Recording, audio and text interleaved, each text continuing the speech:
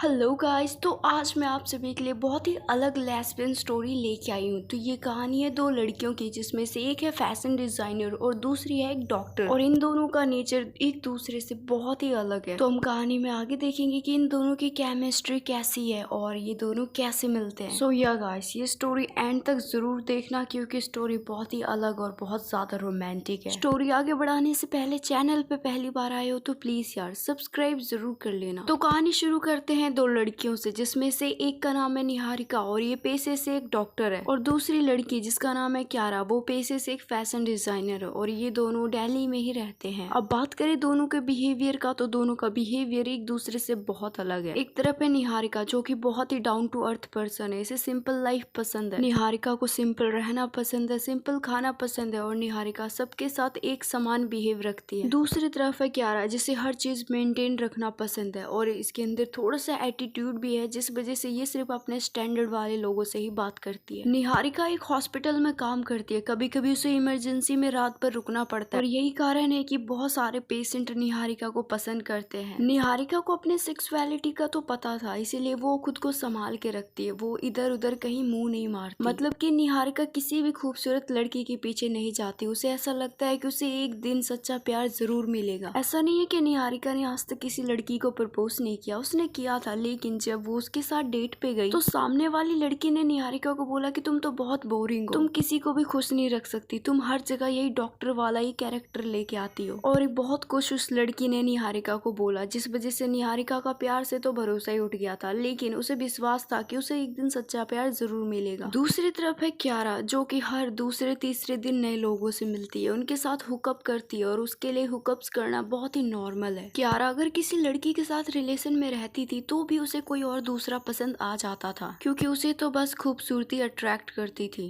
क्यारा जिस लड़की के साथ भी रिलेशन में रहती थी उसके साथ वो कभी भी सीरियस नहीं हुई। क्यारा को अभी तक सच्चे प्यार की कीमत और सच्चा प्यार किसे कहते हैं ये तो इसे पता ही नहीं है। निहारिका जब हॉस्पिटल से घर आती थी तो वो कम्युनिटी के बारे में पढ़ा करती थी, मतलब कि अभी कम्युनिटी में क्या चल रहा है, किसकी शादी इलीगल हुई और किसकी नहीं। निहारिका ऑनलाइन ही बहुत सारी LGBT कम्युनिटी के लोगों की हेल्प किया करती थी। जब निहारिका कपल्स को देखती थी तो उसका भी मन करता था कि काश उसके पास भी एक लाइफ पार्टनर होती, लेकिन निहारिका को एक तसल्ली थी, उसे पता था कि जब समय आएगा तो उसके पास भी उसकी पार्टनर खुद ही आ जाएगी। दूसरी तरफ क्यारा की ये सोच ये थी कि ट्रू लव करने वाले कोई भी नहीं होते, बस सबको टाइम पास करना ही अच्छा लगता है। उसे लगता था कि लोगों के साथ हुकअप्स करो, उनके साथ टाइम पास करो, बस यही लाइफ है। लेकिन कहीं ना कहीं क्यारा को भी तो कभी ये लगता ही था कि उसके साथ भी काश कोई एक ट्रू पार्टनर हो, जो उसकी हर मुसीबत घड़ी में साथ रहे, जो उसको समझे, जो उसकी केयर करे। लेकिन क्यारा को डर लगता था कि कहीं उसके साथ वो सीरियस हुई और सामने वाले ने उसे छोड़ दिया तो फिर बहुत बुरा हो जाएगा। बस इसी डर की वजह से वो किसी के साथ भी सीरियस नहीं होती थी। दूसरी तरफ एक बार जब Niharika social media app use कर रही थी तो वो इंस्टाग्राम पे जाती है और इंस्टाग्राम पे उसे क्यारा की आईडी मिल जाती है। जब वो क्यारा की आईडी की वायु देखती है तो उसमें बहुत ही स्टैंडर्ड वाली बातें लिखी हुई थी, जिसे देख के निहारिका पढ़ती है और उसे हंसी आती है। फिर वो बिना कुछ सोचे समझे उसे फ्रेंड रिक्वेस्ट भेज देती है, क्योंकि निहारिका को ये जानना था कि ये जो लोग स्टैंडर्ड वाली हर छोटी छोटी बात पे बातें करते हैं, इनका माइंडसेट कैसा होता है। निहारिका को कोई भी उम्मीद नहीं थी कि वो लड़की यानी कि क्यारा इसका फ्रेंड रिक्वेस्ट एक्सेप्ट करेगी, वो बस ऐसे ही सेंड कर देती है। फिर वो अपने कामों में लग जाती है और अब निहारिका का शेड्यूल बहुत ही बिजी हो चुका था। दूसरी तरफ क्यारा का भी बिजी शेड्यूल चल रहा था, लेकिन वो हर चीज मेंटेन करके रखती है। उसने एक टाइम टेबल बना रखा था कि कब काम करना है, कब सोशल मीडिया यूज करना है। फिर क्यारा जब सोशल मीडिया यूज कर रही थी तभी वो अपने डीएम को चेक करती है। वो देखती है कि कोई डॉक्टर है और उसे रिक्वेस्ट भेजी है। क्यारा जब निहारिका का प्रोफाइल देखती है, उसका बायो चेक करती है तो उसमें लिखा हुआ डॉक्टर निहारिका। ये देख के क्यारा को बहुत ही इंटरेस्ट आता है, उसे लगता है क्या बात है यार, मुझे एक डॉक्टर की तो जरूरत थी, चलो मैं इसका एक्सेप्ट कर लेती हूँ। फिर क्यारा बिना सोचे समझे निहारिका को हेलो का मैसेज कर देती है। दूसरी तरफ निहारिका लंच कर रही थी, तभी वो देखती है कि उसे उस लड़की ने हेलो का मैसेज किया है। फिर निहारिका खाना छोड़ के फोन चेक करने लगती है और उसे लगता है कि वाह यार, मुझे तो 1% भी उम्मीद नहीं थी कि ये लड़की मेरा एक्सेप्ट करेगी और इसने तो सीधा मैसेज ही कर दिया। ये देख के निहारिका के होठों पे थोड़ी सी स्माइल आती है। फिर निहारिका भी उसको मैसेज करती है, वो कहती है कि हाय कैसी हो तुम। तो फिर क्यारा भी उसे कहती है मैं तो ठीक हूँ डॉक्टर साहिबा। उसकी ये बात सुन के निहारिका को थोड़ी सी हंसी आती है। फिर ऐसे ही दो लोग जिनकी सोच एक दूसरे से बहुत ज्यादा अलग है, जिनकी पर्सनैलिटी भी अलग है, बिहेवियर भी अलग है, ऐसे से लोग एक दूसरे से बातें करने लगते हैं। दोनों की शुरुआत दोस्ती से होती है, लेकिन इनका रिश्ता दोस्ती तक ही नहीं, इससे आगे बढ़ने वाला है। दोनों एक दूसरे से घंटों घंटों बातें करते थे। निहारिका का हॉस्पिटल में काम रहता था, लेकिन फिर भी वो उससे बातें करते रहती थी। और क्यारा, जिसे लोगों से कॉल पे बात करना पसंद है, उसके साथ हुकअप्स करना पसंद है, वो किसी से घंटों घंटों तक मैसेज पे बात करते रहती थी। ये बात तो उसके लिए भी बहुत ही अलग थी। अलग इसलिए थी क्योंकि डेस्टिनी इन दोनों को मिलाना चाहती थी। क्यारा बहुत ही स्ट्रेट फॉरवर्ड लड़की है, इस वजह से वो निहारिका को कहती है कि मैडम जी, हम इतने दिनों से बात कर रहे हैं, अपनी पिक्चर दिखाओ। तो निहारिका उसे अपनी फोटो दिखाने से सख्त मना कर देती है। निहारिका कहती है कि देखो, फोटो और खूबसूरती में कुछ भी नहीं रखा, मुझे लोगों की पर्सनैलिटी पसंद है, इसलिए मैं तुम्हें जानना चाहती हूँ। मैं तुम्हारे बिहेवियर के बारे में जानना चाहती हूँ, जिस तरह तुमने अपना बायो लिखा है ना, मैं जानना चाहती हूँ कि तुम्हारी सोच कैसी है। और यही सब बातें करके वो हमेशा इस बात को टाल दिया करती थी। और निहारिका ने भी कभी भी क्यारा की पिक्चर नहीं मांगी। क्यारा बहुत ही चालू लड़की थी, इस वजह से उसकी लाइफ में कोई भी प्रॉब्लम आती थी, चाहे वो जॉब से रिलेटेड या किसी भी चीज की प्रॉब्लम, वो तुरंत निहारिका से सोल्यूशन मांगती थी। और निहारिका भी बेझिझक उसे सभी सोल्यूशन बताती थी, क्योंकि अब निहारिका क्यारा की एक अच्छी दोस्त बन चुकी थी। इन दोनों की दोस्ती का बहुत टाइम हो चुका था, लेकिन इन दोनों ने एक दूसरे को आमने सामने देखा नहीं। इवन इन दोनों ने तो अपनी एक पिक भी नहीं देखी। और अब निहारिका को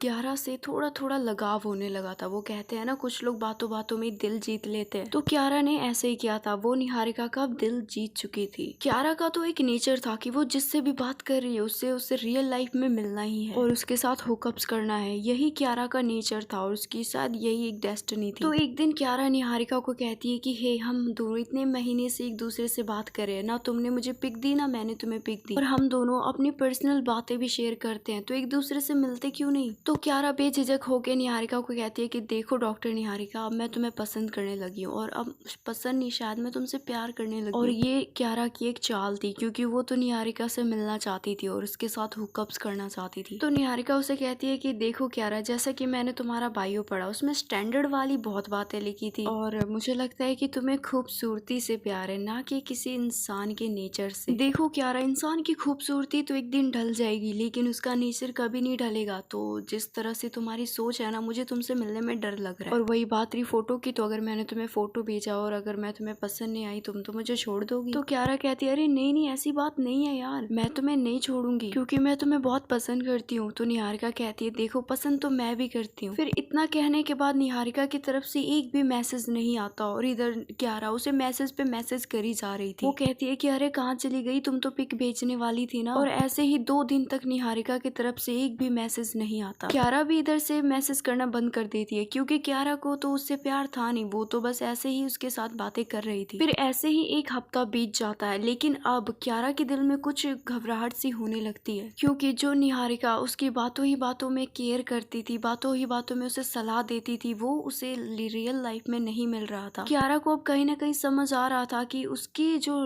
लाइफ पार्टनर है वो कहीं ना कहीं निहारिका ही है, और उससे अब ये पता चल गया था कि कुछ भी हो जाए निहारिका को नहीं खोना है। तो इसीलिए क्यारा फिर निहारिका को मैसेज करती है, उसे 2-3 आईडी से बना के मैसेज करती है। उसे लगता है कि कहीं ना कहीं तो निहारिका किसी आईडी को एक्सेप्ट करेगी ही। फिर थोड़ी देर के बाद निहारिका उसके मैसेज का रिप्लाई दे देती है। उसका रिप्लाई आता देख क्यारा को बहुत अच्छा लगता है। फिर क्यारा कहती है, सुनो मुझे मैसेज पे नहीं, मुझे तुमसे कॉल पे बात करनी है। अच्छा ठीक है, तुम मुझे फेस मत दिखाओ, मुझे नहीं देखना, लेकिन प्लीज मुझसे कॉल पे बात कर लो। तो निहारिका भी फिर क्यारा की बेचैनी को समझती है और उससे कॉल पे बात करती है। कॉल पे बात करते वक्त क्यारा कहती है कि क्या निहारिका इतने दिनों तक कहाँ थी। तो निहारिका उसे हंसते हुए कहती है कि मैं तो यही थी और मैं रोज तुम्हारे मैसेज को देखती थी, लेकिन मैं तो इसी दिन का वेट कर रही थी जिस दिन तुम्हें ये रियलाइज होता कि जिस्म से बढ़कर भी कोई चीज होती है और उसे प्यार कहते हैं। मैं तो बस तुम्हें ये रियलाइज करवाना चाहती थी कि जिंदगी में हुकअप से बढ़कर भी और खूबसूरती से निकल कर भी बहुत सारी चीजें हैं। निहारिका की बात सुन के क्यारा की आंखों में पहली बार आंसू आते हैं। फिर क्यारा रोते हुए कहती है कि निहारिका मुझे नहीं पता, मुझे तुमसे मिलना है, मैं तुम्हारे बिना अब 1 मिनट भी नहीं रह सकती। और निहारिका तो वेल एजुकेटेड और समझदार थी,